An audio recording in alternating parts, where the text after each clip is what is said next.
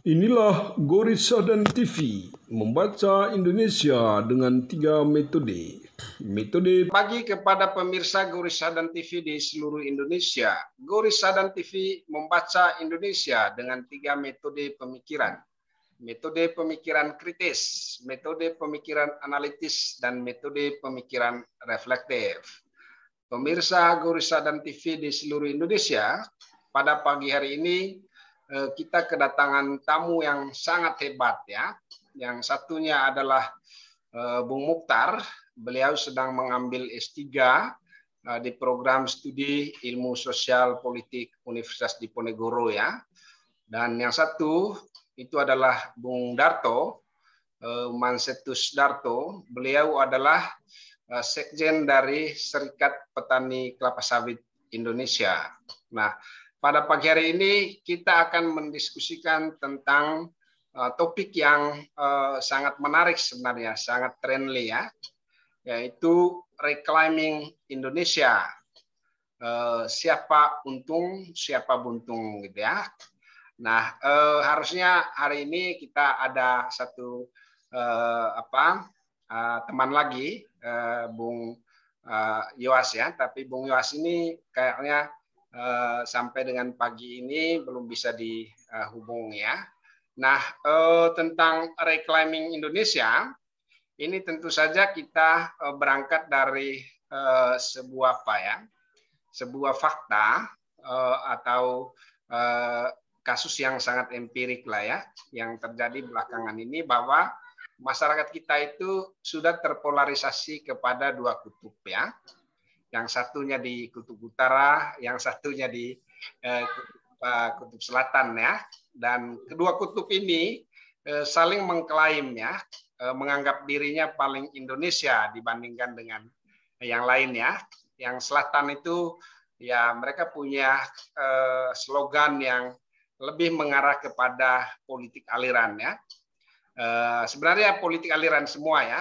Satunya itu aliran yang lebih mengarah kepada aliran nasionalisme keagamaan, tapi keagamaannya yang paling tinggi ya.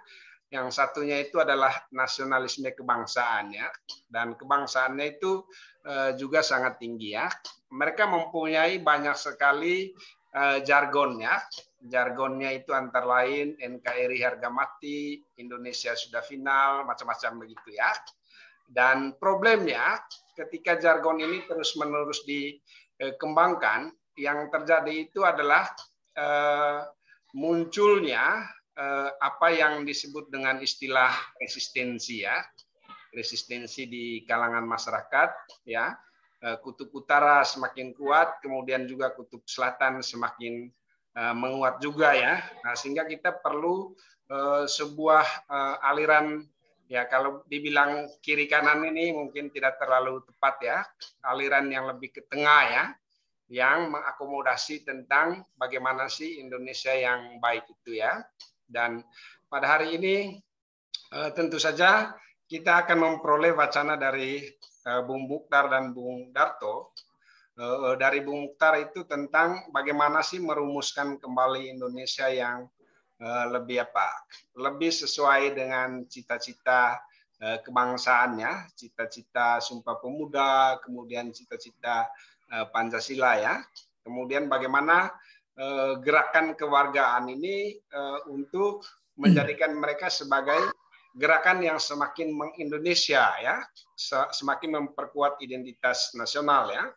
Memperkuat Sumpah Pemuda, Sumpah Pemuda itu artinya komitmen terhadap kebangsaan ya. Kemudian memperkuat keindonesiaan ya. Ini juga kita nanti bisa minta dari Bung Darto ya. Misalnya bagaimana sih negara ini beroperasi di sektor sawit ya. Kira-kira apa saja praktek-praktek beroperasinya negara ini yang menyebabkan misalnya menimbulkan dua kutub ini ya. Karena tentu saja praktek di sektor sawit ini juga adalah cerminan dari praktek beroperasinya negara pada wilayah yang lain ya, di sektor energi, kemudian sektor pertambangan juga ya, di mana praktek ini tentu saja lebih menonjolkan kepentingan segelintir orang yang kita sebut sebagai elit yang ada di dalam negara gitu ya. Nah, untuk tidak berpanjang kata, saya memberikan kesempatan kepada Bung Mukhtar terlebih dahulu. Silakan Bung Mukhtar.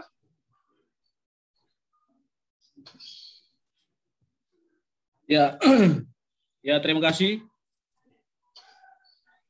Sebelum saya memulai apa yang disampaikan oleh Bung Goris, tentu saya ingin menyapa pemirsa Sadan TV, ya Goris Sadan TV dimanapun berada di seluruh Indonesia, dari barat sampai ke timur.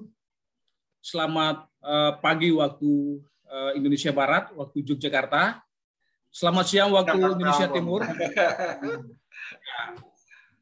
Semoga Bung Goris baik-baik saja dalam pertemuan kita kali ini.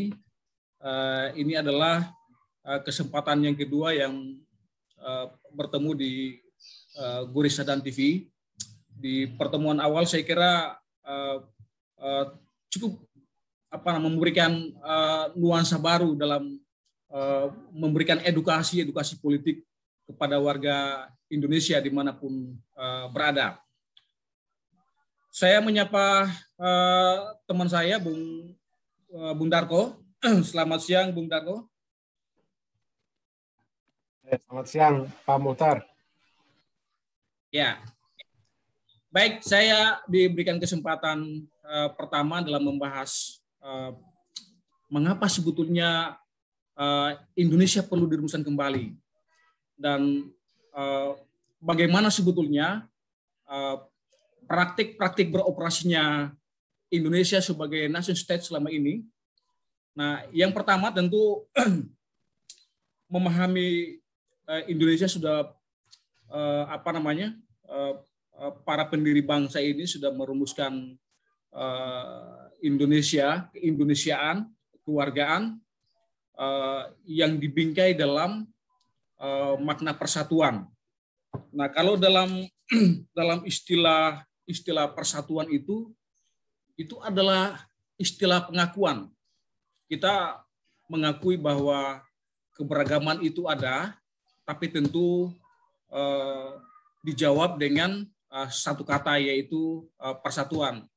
Dan itu sudah dimaknai oleh para pendiri bangsa bahwa makna persatuan itu tentu memiliki makna yang sangat dinamik, memiliki makna yang menurut saya harus diimplementasikan dalam kehidupan berbangsa dan bernegara. Saya kembali soal keindonesiaan. Nah, di era sekarang ini saya kira, apalagi era milenial ya, kalangan generasi milenial, sebetulnya ada kekhawatiran generasi kita sekarang ini, di mana sebetulnya generasi kita sekarang ini memiliki pola pikir yang menurut saya sudah tidak sama dengan zaman-zaman ketika Indonesia didirikan. Zaman ketika presiden sebelumnya itu ada, dan sekarang saya kira pemimpin baru juga mengalami satu pergeseran makna, di mana sebetulnya peran pemuda dalam memaknai nasionalisme ini semakin terkikis. Kenapa? Karena banyak hal yang bisa kita lihat soal terkikisnya makna-makna kebangsaan, makna nasionalisme, dan itu saya kira ketidakmampuan kalangan milenial atau kaum milenial dalam memahami nation atau memahami nasionalisme seringkali itu menimbulkan apa yang kita sebut dengan istilah-istilah krisis kepercayaan.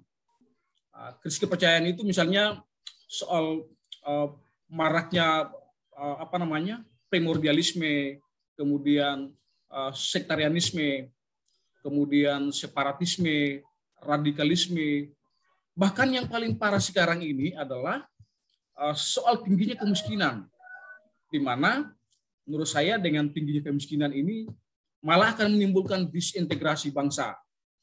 Orang bicara soal pemerataan pembangunan, orang bicara soal keadilan, orang bicara soal disparitas.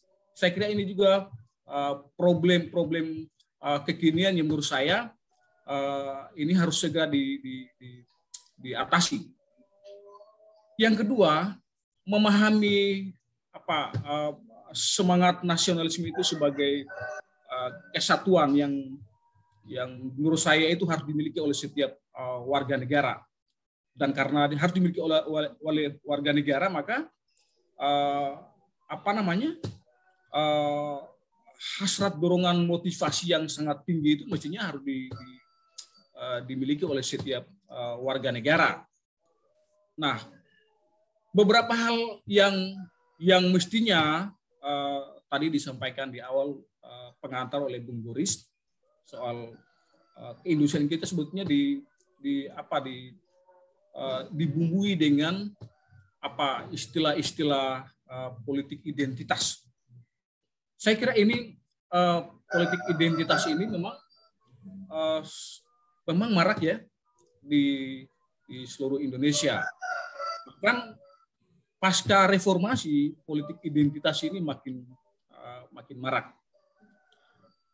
Nah, saya sedikit menyinggung politik identitas karena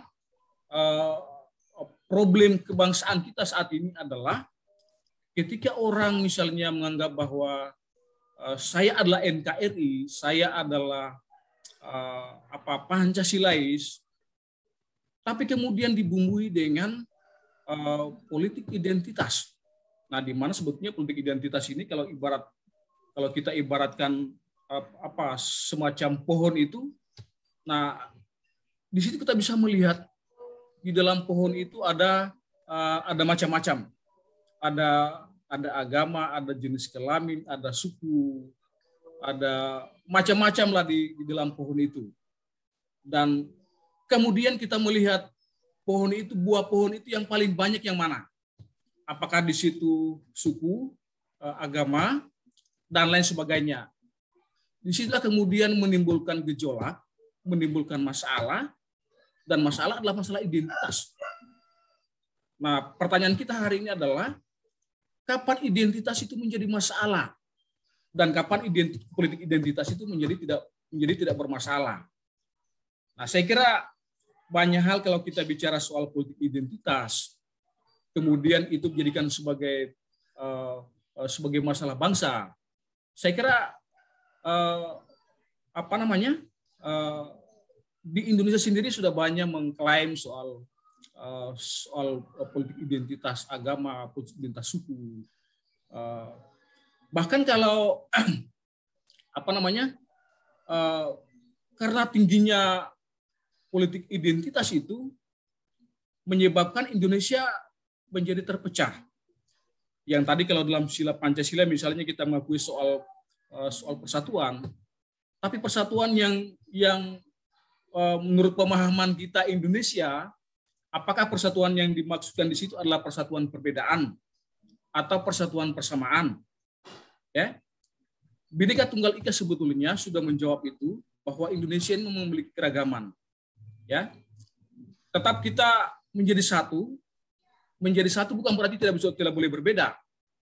Karena kita hidup dalam alam demokrasi, maka perbedaan itu adalah harta kekayaan kita. Ini yang kemudian kelompok-kelompok tertentu mengambil keuntungan di sana dengan memanfaatkan perbedaan itu sebagai simbol-simbol dari kelompok-kelompok tertentu. Sehingga yang menurut saya ini perpecahan itu pasti terjadi. Karena mengklaim bahwa sebetulnya kesamaan itu ya mau menyamakan semua yang berbeda atau membedakan semua yang sama. Saya kira dalam Pancasila sudah sangat jelas soal persatuan, ya, keberagaman, kebinekaan, ya, berbeda-beda tetapi tetap satu jua. Ya, orang dari timur sampai ke barat sampai ke timur, tetap kita menjadi satu. Nah, pertanyaan sekarang adalah siapa yang menciptakan identitas soal kawasan Indonesia Timur, kawasan Indonesia Barat, kawasan Indonesia Tengah. Dan yang menurut saya yang menciptakan disparitas. Dulu kalau misalnya soal Indonesia adalah satu, tidak perlu misalnya Indonesia Barat, Indonesia Timur, sehingga tidak ada disparitas antar ketimpangan-ketimpangan yang terjadi. Kemudian dari Aceh misalnya, Papua, ya teriak soal ketidakadilan, Maluku juga seperti itu, teriak soal ketidakadilan. Saya kira ini yang menurut saya negara bangsa ini harus dirumuskan kembali, bagaimana memperkuat sendi-sendi kehidupan itu supaya perbedaan itu menjadi kekayaan kita. Jangan kita menjadikan perbedaan itu sebagai sebuah simbol yang menjadikan kita perpecahan. Kita jadikan perbedaan itu menjadi sebuah solusi yang mengklaim bahwa perbedaan itu adalah kekayaan kita yang perlu kita benahi. Ya, dan saya kira satu lagi yang perlu saya sampaikan soal kebinekaan itu, ya. 1 menit lagi ya bro ya. Kalau di Malaysia misalnya mengklaim dirinya sebagai Traling Asia, Singapura misalnya dengan YOL Singapura menggantikan Uniqlo Singapura, dan India misalnya dengan Incredible, ya, itu menandakan bahwa Indonesia ini sebetulnya apa yang perlu kita identifikasi sebagai keindonesiaan kita, negara bangsa atau seperti apa keindonesiaan kita. Sehingga menurut saya Indonesia itu perlu dirumuskan kembali. Walaupun sebetulnya Indonesia ini memiliki banyak sekali soal aturan, kebijakan, regulasi. Karena kebanyakan aturan, kebanyakan regulasi, maka banyak juga yang melanggar soal ketidakadilan itu. Saya kira itu yang perlu disampaikan, Bung Boris. Terima kasih. Oke, terima kasih banyak Bung Mukhtar ya. Hasil atau seperti apa. Nah, dari catatan itu menunjukkan bahwa kalau di sawit itu memang kasus soal claiming dan reclaiming itu benar adanya. Itu berdasarkan hasil riset. Nah, tetapi begini, sebelum kita melangkah jauh ke sana, penting untuk kita melihat dulu seperti apa klaim yang ada, terutama yang dilakukan oleh dalam hal ini korporasi sawit. Ya. Ada klaim yang sifatnya itu legal, ada klaim yang sifatnya itu ilegal. Klaim yang ilegal itu seperti apa? Seperti misalnya diberikan izin oleh pemerintah, diberikan hak guna usaha oleh pemerintah, tetapi ada juga yang klaim memperoleh sesuatu dari kekayaan Indonesia itu diperoleh secara ilegal. Misalnya apa? Menduduki sesuatu, membuka kebun sawit di kawasan hutan, di hutan lindung, ataupun di gambut tanpa ada izin yang diberikan oleh pemerintah. Dan mereka itu luput juga dari proses pembayaran pajak. Nah, ini studi terbaru Tempo itu menunjukkan bahwa itu hampir kurang lebih 20 sampai 40, saya kurang tahu, mohon maaf kalau saya nggak salah, itu dananya itu cukup besar, itu hampir 20 sampai 40 triliun, itu perusahaan-perusahaan yang ilegal itu tidak membayar pajak kepada negara. Nah, ini situasi-situasi yang, nah tetapi begini, seperti halnya itu masyarakat juga itu melakukan reclaiming lahan sawit itu ada beberapa kasus di daerah. Setelah lahan-lahan adat mereka itu digusur oleh perusahaan sawit tanpa ada proses demokratisasi di tingkat desa, di tingkat tapak. Nah, tetapi reclaiming yang dilakukan oleh masyarakat ini itu cenderung untuk mempertahankan identitas mereka sebagai masyarakat hukum adat, di mana tanah itu sangat melekat dalam kesatuan masyarakat hukum adat itu. Di samping misalnya ada masalah ketidakadilan, ada masalah soal ketimpangan akses terhadap sumber daya. Nah, tetapi begini, tetapi sebaliknya perusahaan sawit yang melakukan ekspansi lahan sawit seperti yang saya sampaikan sebelumnya, di mana mereka beroperasi di atas hak-hak komunal masyarakat hukum adat, itu diperoleh dari izin yang diberikan oleh negara. Artinya negara mengesahkan mereka, oke, kalian duduki wilayah itu. Nah, namun karena mereka memiliki izin atau hak guna usaha tadi, kemudian mereka menduduki lahan itu.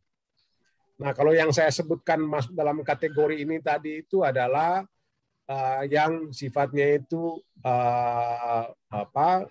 legal. Nah, semuanya menurut saya ini karena dibuat ataupun didorong oleh pemerintah karena untuk menyelesaikan soal tadi itu klaim oleh pemerintah juga bahwa untuk kesejahteraan masyarakat, untuk pembangunan negara, dan juga sawit itu bisa sebagai bagian dari ekonomi untuk pertahanan dan kedaulatan negara. Jadi banyak sawit itu dibangun di beranda negara antara Malaysia dan Indonesia di perbatasan misalnya. Karena melihat konteks itu. Tetapi kalau kita menelusuri soal perspektif dalam konstitusi, itu kita misalnya itu melihat soal perdebatan hak menguasai negara. Itu. Di dalam pasal 33 Undang-Undang Dasar 1945, itu kan menyebutkan bumi, air, dan kekayaan alam yang terkandung di dalamnya itu dikuasai oleh negara untuk kesejahteraan masyarakat.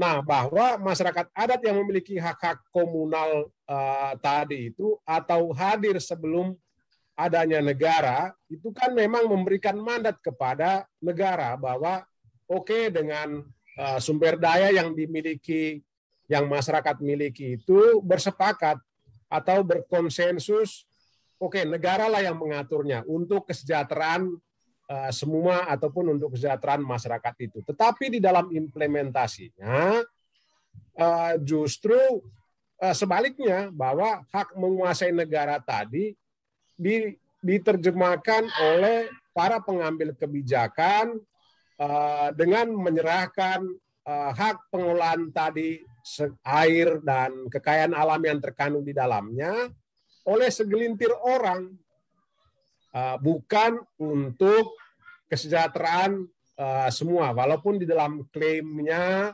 adalah untuk kesejahteraan dan juga pembangunan negara. Jadi hak menguasai negara yang yang tadi itu memang seringkali kemudian disalahgunakan oleh para pengambil kebijakan. Nah, sekarang kita mau melihat misalnya bagaimana segelintir orang tadi itu di dalam perspektif menguasai Indonesia.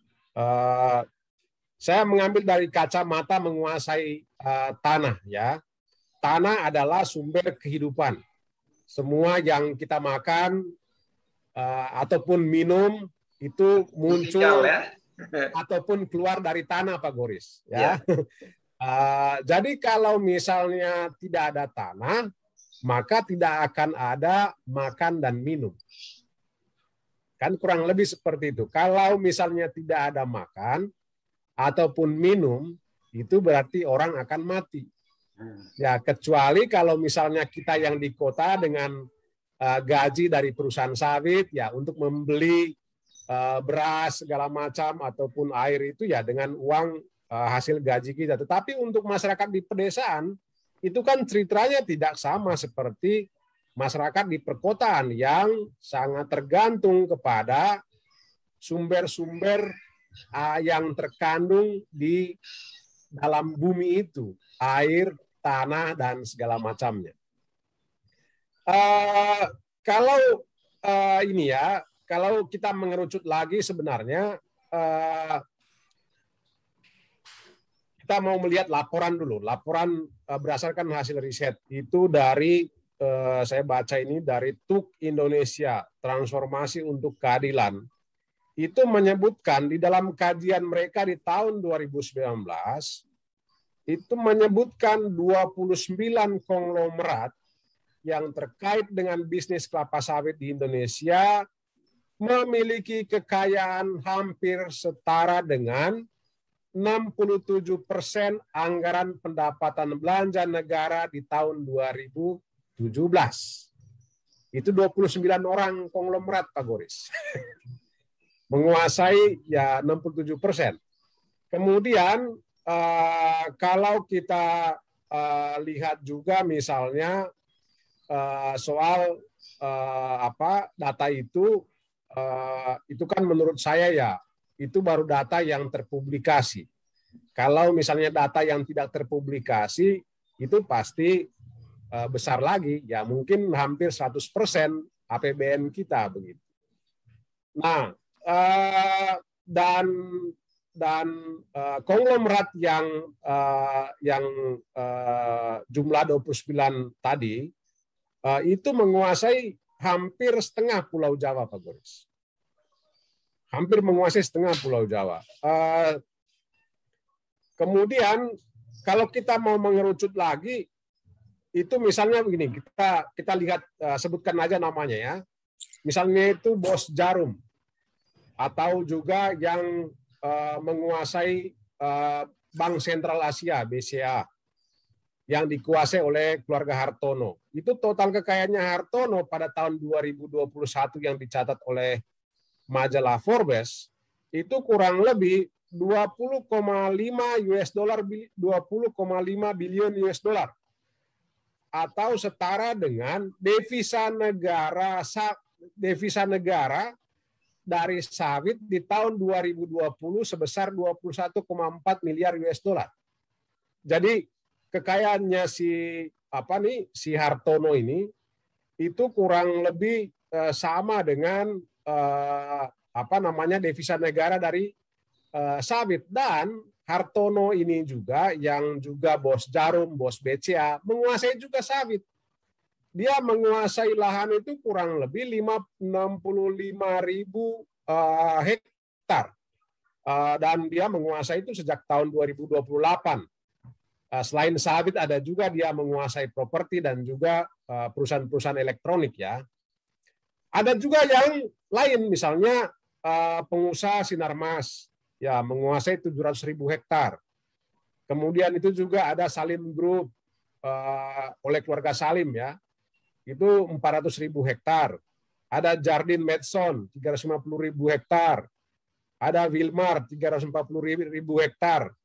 Kemudian itu juga ada Surya Dumai, itu kurang lebih 300.000 hektar.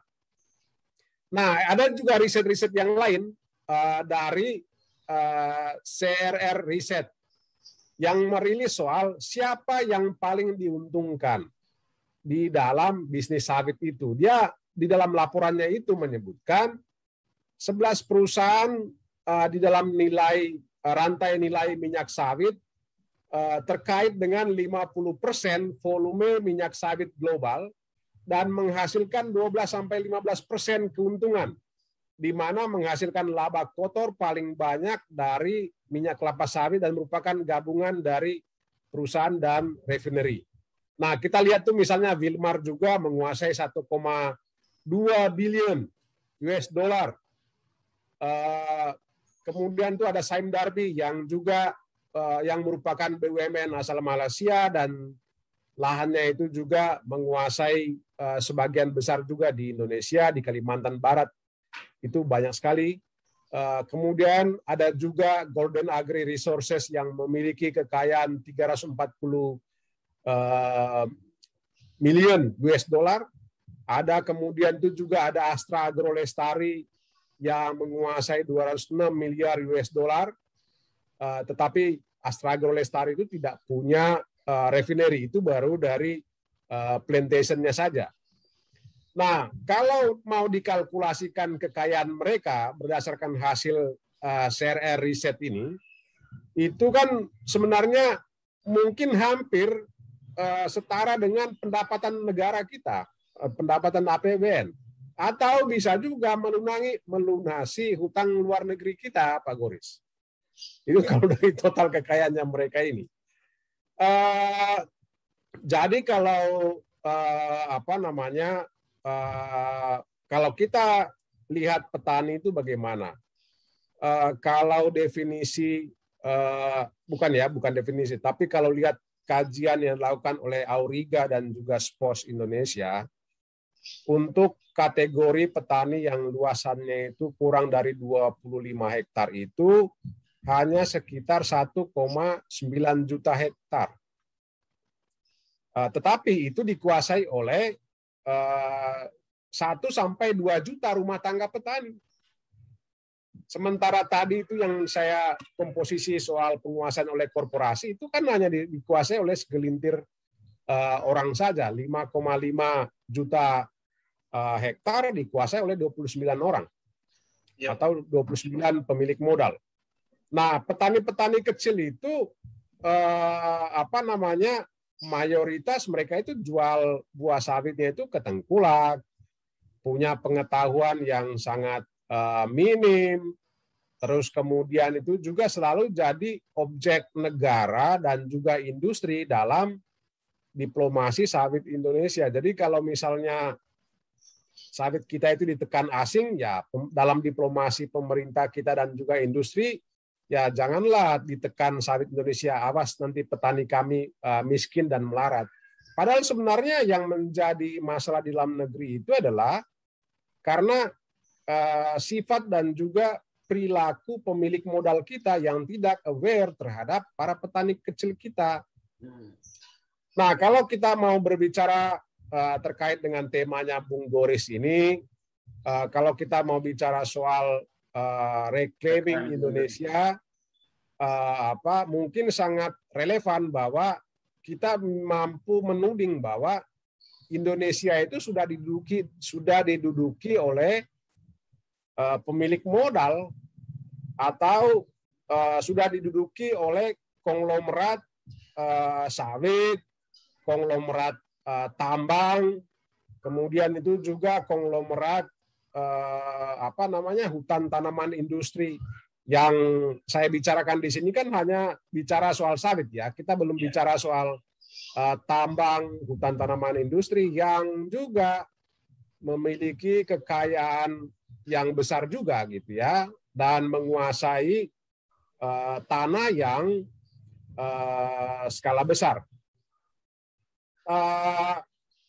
Tentunya cara-cara yang ini sebenarnya menjadi tantangan buat kita untuk reclaiming Indonesia oleh bagaimana untuk memperoleh kembali Indonesia itu kan. Itu penuh dengan tantangan. Tantangan kita adalah struktur politik kita yang dikuasai oleh mereka juga. Bagaimana kita melihat bos-bos dari partai politik yang juga punya tambang, yang juga punya sawit, yang juga memiliki koneksi dengan bank-bank transnasional gitu.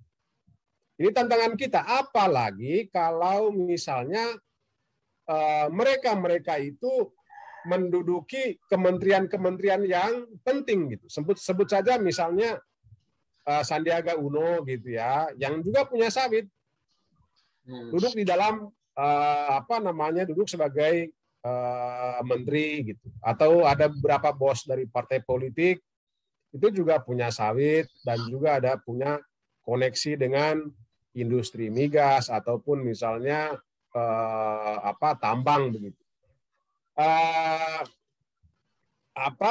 Makin besar lagi tantangannya karena sawit itu mengkooptasi cara berpikir penduduk Indonesia, mengkooptasi cara berpikir kelompok-kelompok akademik. Ya, karena ada juga Pak Goris yang kelompok-kelompok akademisi sekarang itu dikooptasi cara berpikirnya industrialis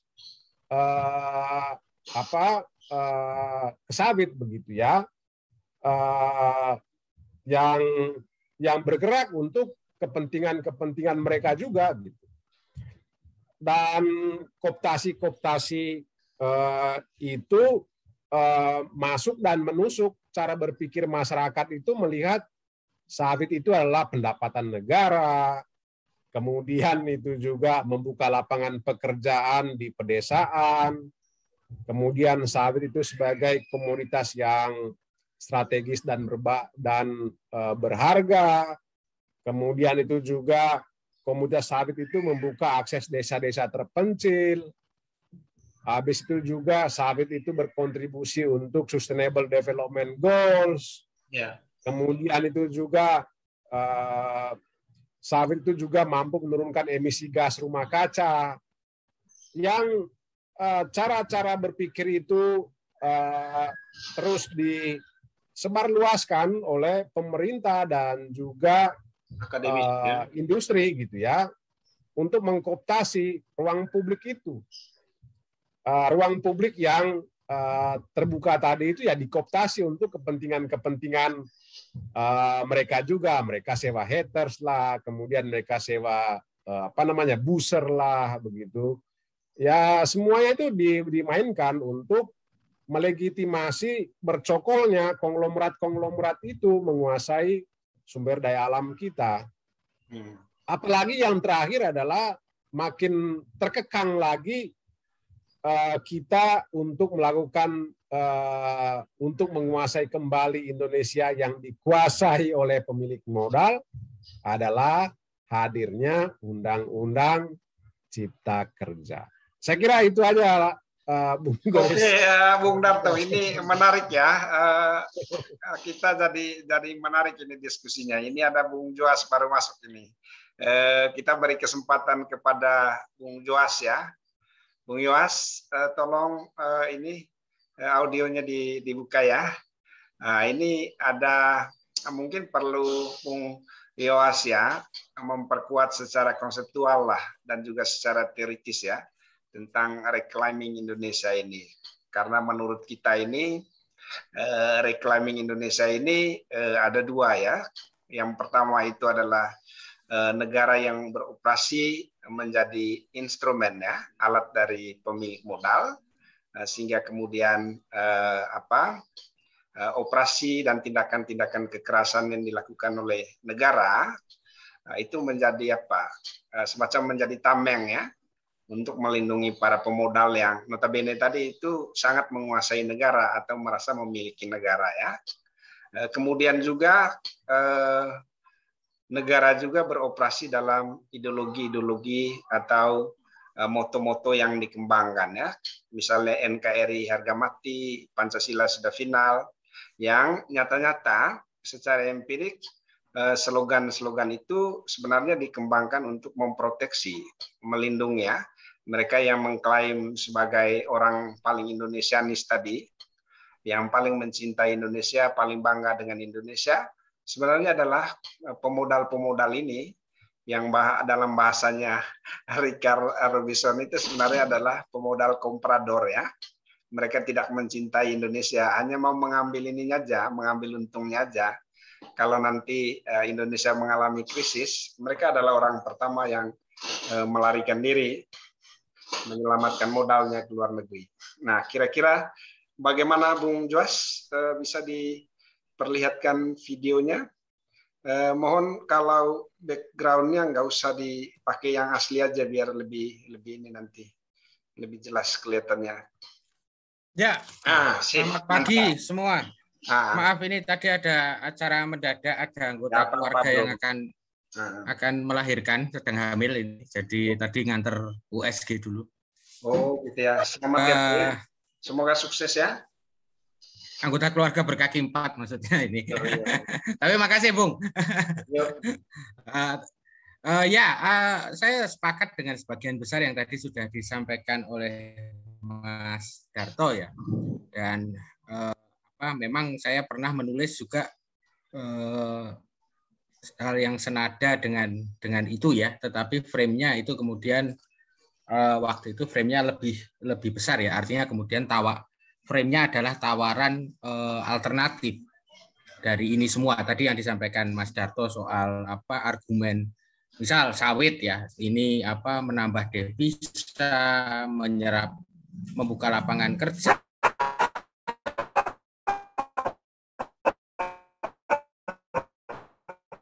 mengurangi pengangguran dan sebagainya. Untuk itu penggunaan yang biasa kita kenal dengan substitusi impor seperti itu. Dan pernah juga saya sampaikan waktu saya ada di Norwegia, saya dapat ya semacam ada yang curcol kayak gitu. Ini pemerintah Norwegia kok ribut terus soal sawit di Indonesia. Terus saya bilang sama yang curcol itu, coba deh kamu ini ngomong sama pemerintah Norwegia, kita kasih misal kalau kita hentikan industri saat ini juga, kalian bisa kasih apa? Kalau dia minta teknologi, bukan teknologinya loh ya, bukan barangnya, teknologi energi baru terbarukan yang saat ini dimiliki oleh Norwegia, kalian mau kasih enggak? Dan ternyata jawabannya pemerintah Norwegia juga enggak. Jadi itu kenapa saya minta teknologi ya, karena mau reclaim Indonesia itu saya melihat bahwa kita harus bisa keluar dari jebakan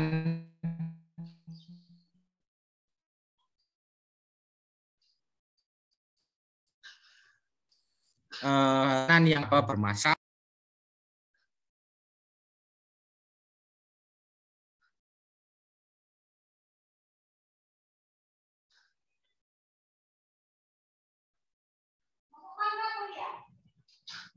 Wah, kayaknya di Jogja ini lagi hujan.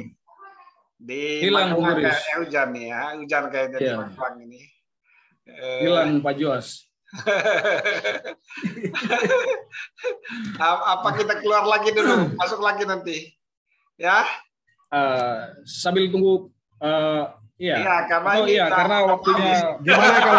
Gimana kalau aku buat Bung Darto tadi terlalu lama Bung Dartonya, ya? Aku bikin baru aja gimana? Iya boleh.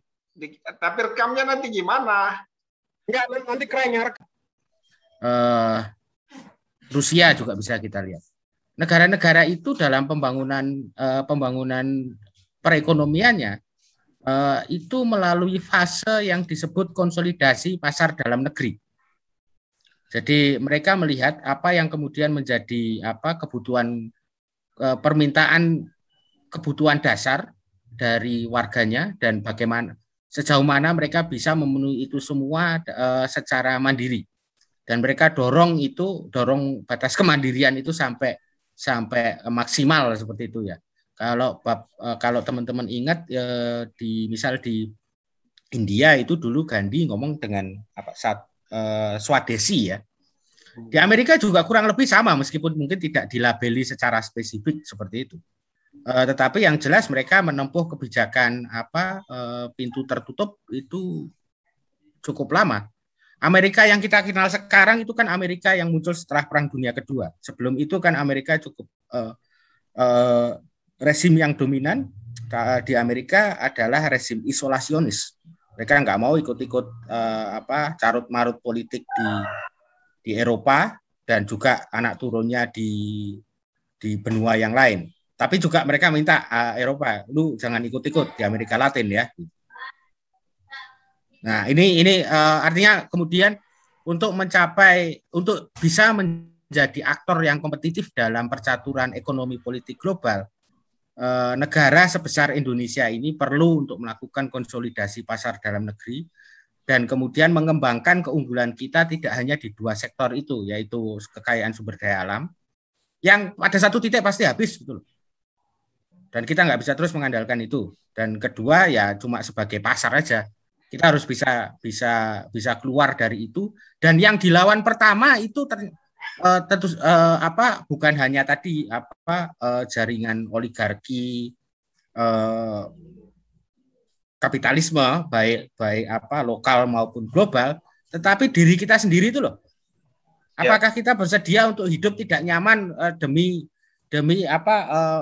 melakukan konsolidasi pasar dalam negeri? Ini yang juga kemudian agak membuat saya kemarin dengan Undang-Undang Cipta Kerja itu agak dalam tanda kutip agak emosi ya.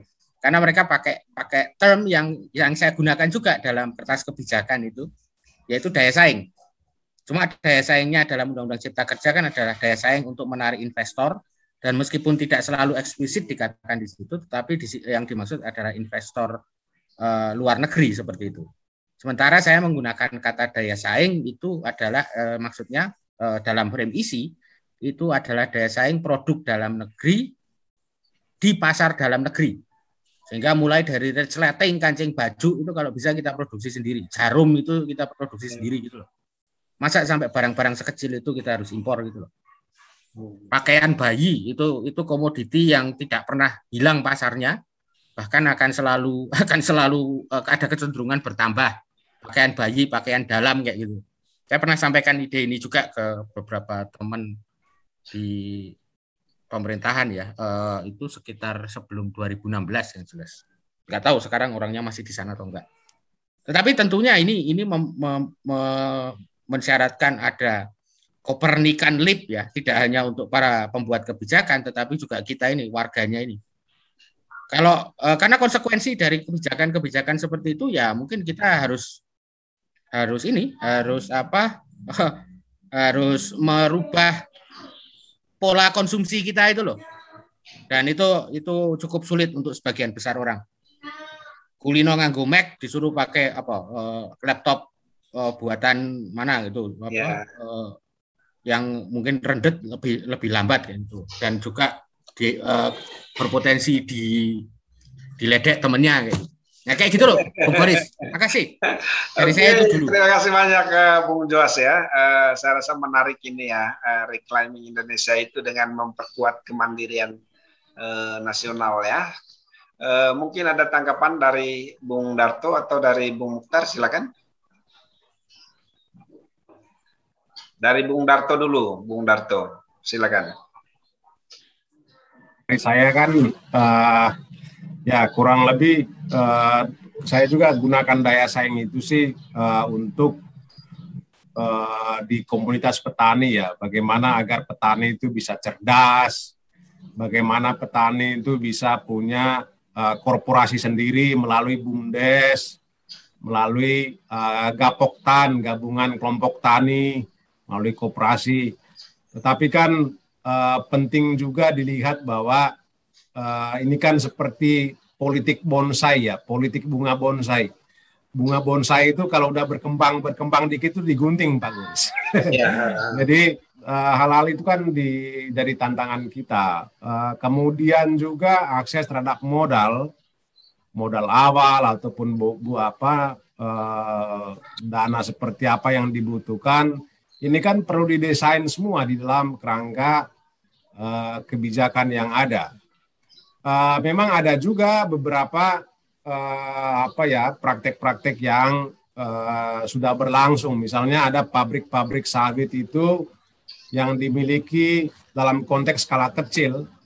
Tetapi kan lagi-lagi rantai distribusi, rantai pasok pasarnya itu kan dikuasai juga oleh korporasi besar itu. Jadi kalau misalnya menghasilkan CPO atau crude palm oil itu crude palm oil itu kan kalau mau menjadi duit itu harus dijual ke konglomerat itu juga. Kalau tidak ya itu hanya akan menjadi limbah biasa saja gitu. Nah, makanya itu memang penting ada daya saing tadi itu, agar saya lihatnya itu dalam konteks politik daya saing itu seperti oposisinya masyarakat gitu. Bagaimana bisa masyarakat menghasilkan suatu produk yang punya kualitas atau standar keberlanjutan misalnya. Yang mana standar-standar keberlanjutan itu tidak mampu diterapkan oleh korporasi raksasa yang cenderung melakukan perambahan hutan, melakukan kriminalisasi terhadap masyarakat gitu, ataupun misalnya mempekerjakan buruh-buruh sawit dengan upah yang tidak layak, itu kan tidak sustain. Nah, tapi bagaimana kemudian korporasi rakyat itu ya mampu membangun daya saingnya dengan prinsip-prinsip keberlanjutan dan juga lebih humanis dan juga lebih adaptif terhadap perubahan-perubahan global itu. Gitu. Saya lihatnya ya mungkin hal-hal seperti itu akan berkembang pesat kalau misalnya ada ada upaya kayak semacam triple helix gitu antara akademisi dan juga mungkin bukan triple helix ya, terlalu eksklusif juga. Bagaimana kemudian akademisi dan juga pemerintah itu mampu membingkai sesuatu kerangka regulasi untuk memperkuat posisi petani di dalam menggenggam sawit Indonesia itu. Karena kan sawit sekarang itu ya petani posisinya seperti apa? Sebagai objek korporasi, objek negara gitu, tapi belum menjadi subjek atau pelaku utama.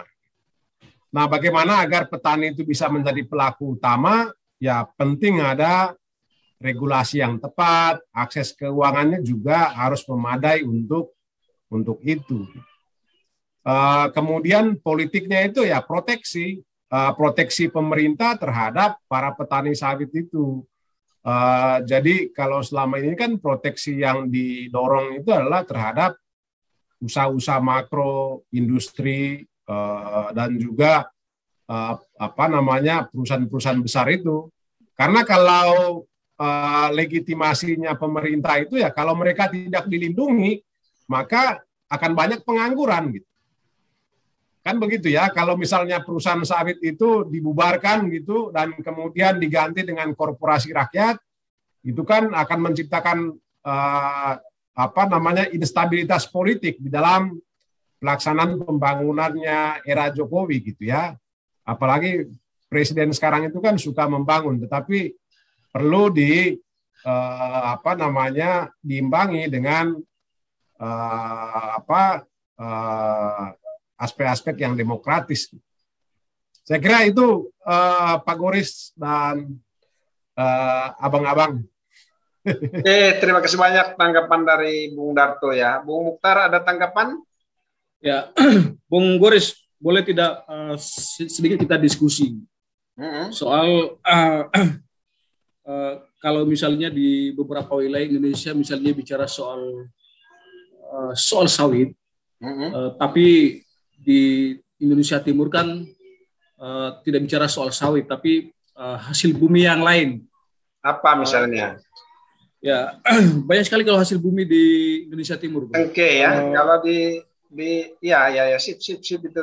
Saya sedikit membuka wacana kita soal tadi yang disampaikan oleh Bung Darto tadi ya. Iya. Tapi yang menarik tadi yang disampaikan Pak Joas ya, Pak Joas. Selamat siang Pak Joas. Ini kita baru kenal ya. Ini saya dengan Bung Goris ini juga sama-sama dulu dari UGM. Cuma kita tidak ketemu dulu waktu tahun 2006-2007. Ketemu lah bro. Ketemu ya, saya selalu menyertai Okta, waduh. Ya, saya baru ingat. Kan sama itu. Saya baru ingat itu marganya tapi Heru itu. Ya, memang iya. Seingat saya dulu kalau tapi Heru itu memang dari timur, dari Maluku. Iya. Karena marga-marga itu memang biasanya dari Maluku. Saya kembali membuka wacana diskusi soal kalau belum lama kita mendengar soal seorang Babinsa di Sulawesi Utara itu kan bagaimana mempertahankan hak ulayat warga, tanah warga itu yang diserobot oleh pihak perusahaan. Itu hanya satu kasus kecil di Sulawesi Utara, tapi di Maluku itu memang bukan hanya satu kasus, tapi beragam kasus, mulai dari wilayah Kota Ambon, Maluku Tengah, sampai di daerah perusahaan Blok Masela. Kemarin kita melakukan social mapping di di Blok Masela. Kita mendapati masalah-masalah yang seperti ini. Bagaimana sebetulnya pola-pola yang dilakukan oleh para pemodal besar untuk menguasai lahan. Salah satu contoh misalnya begini. Satu sisi Pemda itu ingin supaya ada semacam supaya investor masuk ke daerah. Ini satu sisi supaya bagaimanapun Pemda itu harus menarik investor masuk ke daerah. Tapi sisi lain, para investor ini ingin menguasai lahan. Dan saya kira ini bukan hanya terjadi di Maluku, di beberapa tempat di Indonesia juga mengalami hal yang sama. Bagaimana para TKA, bagaimana para pemodal besar ingin menguasai lahan, dan itu berkedok perusahaan. Bahkan di Sulawesi Tenggara juga seperti itu. Nah, kasus di Maluku misalnya soal penyerobotan lahan, yang awal mula misalnya mereka melakukan perjanjian kerjasama bagi hasil. Awalnya misalnya bagi hasil, tapi lama-lama mereka tidak menepati janji soal bagi hasil. Rusak tanaman sudah dirusak, lahan sudah dibakar, ya. Dan saya kira kerusakan lingkungan terjadi di mana-mana. Hutan adat yang tadinya harus dilindungi, ya, begitu perusahaan masuk itu hutan adat menjadi rusak dan menjadi warga lokal tidak berdaya menghadapi kuatnya para pemodal. Bahkan diduga para pemodal ini kerjasama dengan pemerintah setempat. Anehnya lagi, ya, ketika ditanyakan perusahaan, mereka mengatakan bahwa mereka sudah mengantongi izin dari Pemda. Tapi begitu tanyakan izinnya mana, ya, lagi-lagi tidak menunjukkan bahwa izin itu legal atau tidak. Nah, ini saya kira Pemda juga main mata dengan para pemodal. Yang penting dapat dapat duit besar, ya. Pemda juga mengizinkan untuk mengelola hutan lindung. Nah, pertanyaan kita adalah seberapa jauhkah atau seberapa pemerintah misalnya mengeluarkan kebijakan yang sifatnya itu melindungi, bukan merusak. Saya katakan merusak karena para pemodal ini mereka dengan mengantongi izin, mereka mulai dengan semena-mena melakukan pengerusakan lingkungan. Bahkan yang lebih parah lagi, tanpa AMDAL, mereka melakukan kegiatan pengerusakan lingkungan, dan itu berkedok perusahaan. Barangkali Bung Joas bisa memberikan sedikit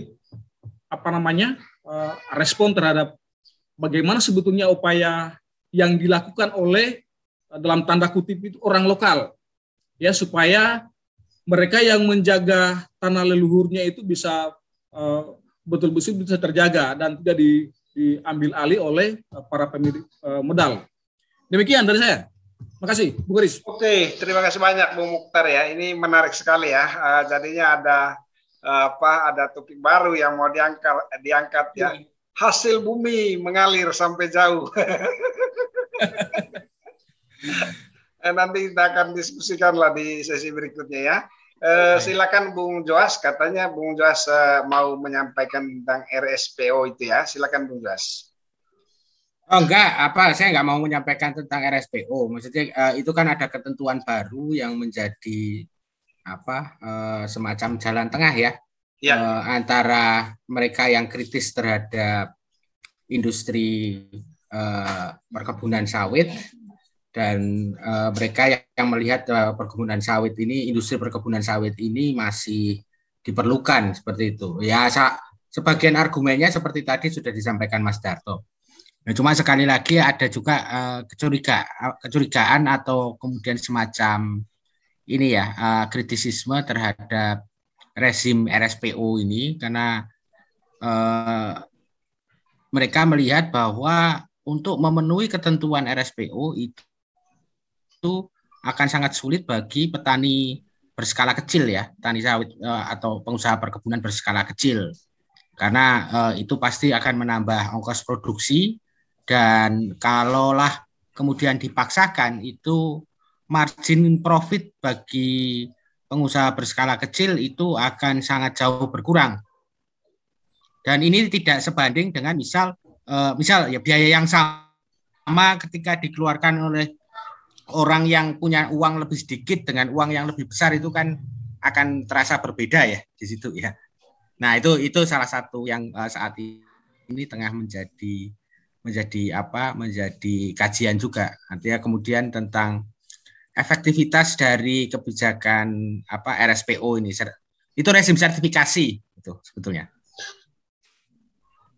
Nah, itu yang ini menyambung tadi yang disampaikan oleh Mas Darto ya tadi ya, bahwa ada rezim yang itu dan rezim ini legal gitu, tetapi sejak awalnya itu sudah didesain untuk tidak secara equal memberikan proteksi kepada pengusaha ini ya, perkebunan kelapa sawit, dan lebih berpihak pada pengusaha besar seperti itu. Itu Bang Goris. Oke, terima kasih banyak Bung ya, karena kita sudah waktunya sudah habis sebenarnya ya. Apakah diskusi kita dilanjutkan atau cukup ya? Cukup saya rasa ya. Sebelum kita saya cukup. Kalau mau lanjut bisa lanjut off the record. Ya, off the record ya. Kita memberikan kesempatan dulu kepada Bung Mukhtar ya untuk memberikan closing statement ya. Bung Mukhtar, kemudian Bung Darto, dan terakhir Bung Yowas ya. Silakan. Baik, terima kasih. Saya menyampaikan argumentasi yang sangat singkat. Jangan pernah kapok menjadi Indonesia. Ya. Meskipun misalnya banyak sekali tantangan, banyak sekali indikasi yang mengarah pada persoalan-persoalan kebangsaan, tetapi kita tetap menjadi Indonesia karena Indonesia adalah kita dan kita adalah Indonesia. Tantangan di dalam berbangsa dan bermasyarakat itu saya catat ada 3. Tantangan pertama secara individual. Kenapa? Karena secara individual generasi milenial kita sebetulnya itu berkaitan dari kemampuan kepemimpinan pemuda. Tantangan kedua adalah tantangan struktural. Tantangan ini di mana sebetulnya peran-peran sosial itu sangat dipengaruhi oleh media sosial. Dan tantangan yang ketiga adalah tantangan kultural, dan ini berkaitan dengan yang tadi kita bahas soal nilai, norma, asumsi-asumsi yang kemudian itu membentuk sikap keindonesiaan kita. Terima kasih Bung Goris. Oke, terima kasih banyak Bung Mukhtar ya. Kita beri kesempatan kepada Bung Darto ya. Ya, kalau saya untuk ke depan sih harus melanjutkan agenda reformasi Bung Goris. Ya. Yaitu salah satunya membawa negara itu lebih dekat dengan masyarakat di pedesaan. Kalau situasi sekarang itu kan betul membawa negara dekat dengan masyarakat, tetapi melalui korporasi. Jadi usaha-usaha untuk pemberdayaan, penguatan ekonomi, baik itu untuk pangan pun sekarang itu melalui proyek-proyek food estate itu ya. Proyek pasca pandemi itu di Kalimantan Tengah itu kan oleh korporasi juga gitu. Kalau saya itu bagaimana kemudian ada usaha-usaha konkret yang dilakukan oleh pemerintah daerah di dalam menumbuh kembangkan organisasi-organisasi ekonomi untuk mengelola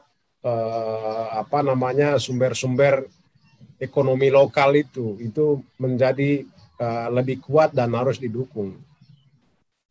Itu aja. Oke, terima kasih Bung Darto. Berikutnya Bung Joas, silakan memberikan closing statement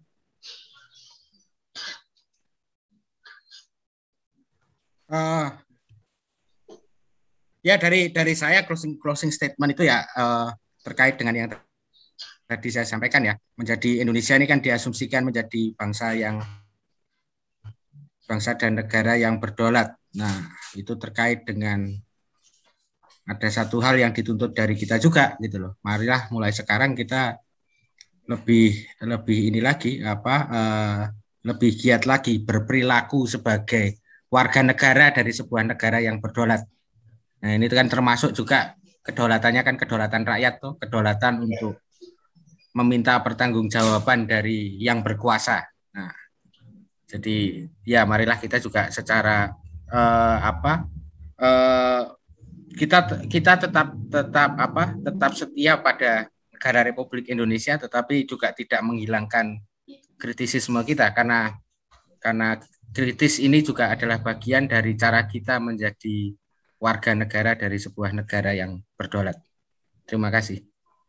Oke, terima kasih banyak kepada Bung Joas ya, Bung Mukhtar dan Bung Darto ya. Ini diskusi yang luar biasa ya. Dari studio Gurisadan TV, saya mengucapkan banyak terima kasih, banyak apresiasi ya. Saya rasa diskusi tentang reclaiming Indonesia ini adalah diskusi yang sangat menarik sebenarnya ya. Karena yang pertama tentu saja kita mencoba untuk mengembalikan negara ya kepada kepada kehendak konstitusi ya. Tugas pokok negara mencerdaskan bangsa, memajukan kesejahteraan umum, dan tentu saja adalah menjaga ketertiban dan keamanan ya. Yang selama ini ketiganya itu ya diklaim-klaim ya oleh sekelompok orang, oleh segelintir orang yang mengatasnamakan negara, mengatasnamakan pemerintah ya. Saya rasa nanti kita punya waktu untuk diskusi lebih lanjut ya di Gurisadan TV ya. Kita simpan dulu dan terima kasih untuk kesediaan waktu pada hari ini. Selamat siang, sampai ketemu lagi di Gurisadan TV berikutnya.